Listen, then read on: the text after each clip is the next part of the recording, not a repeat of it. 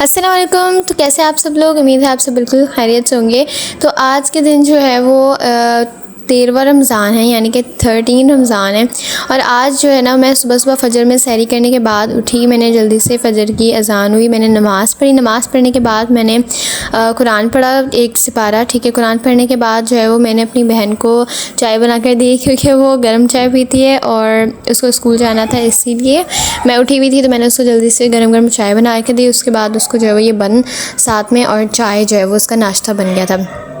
अच्छा, ये नाश्ता करने के बाद जो है मैंने उसके, मेरी मामा ने लंच बना दिया था, तो उस लंच जो है वो लेकर चली गई थी। लंच लेने के जाने के बाद मैंने जो है वो पढ़ने के लिए बैठ गई थी, क्योंकि 1 मंथ बाद जो है वो मेरे बोर्ड के एग्ज़ाम्स हैं। जब पढ़ते पढ़ते जो है वो मेरा सुबह हो गई थी, तो जल्दी से सुबह जब हुई, मेरा इतना प्यारा मौसम हो रहा था, मेरा दिमाग जो है वो पक चुका था, इसलिए मैंने जो है वो 5-10 मिनट खड़े होकर टेरेस पर ही इंजॉय किया। और ये जो बर्ड है ना, ये मुझे काफ़ी दिनों से दिखते हैं, और ये लोग अपना खाना ढूंढने में निकले थे, सब अपना काम करने में निकले हुए थे।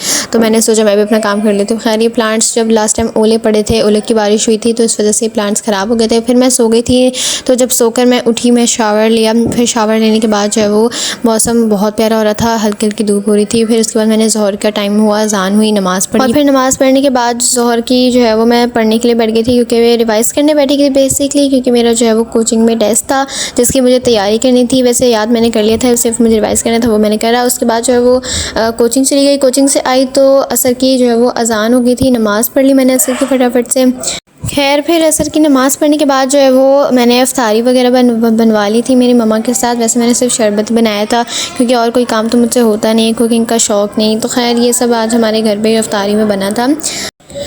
आलू के पकोड़े बने थे, प्याज के पकोड़े बने थे, और मिर्च बनी थी, दही बड़े बने थे, छोले बने थे, चाट बनी थी, और अम्मी ने जो है वो ग्रीन चटनी बनाई है। उसके साथ साथ जो है वो खजूर थे।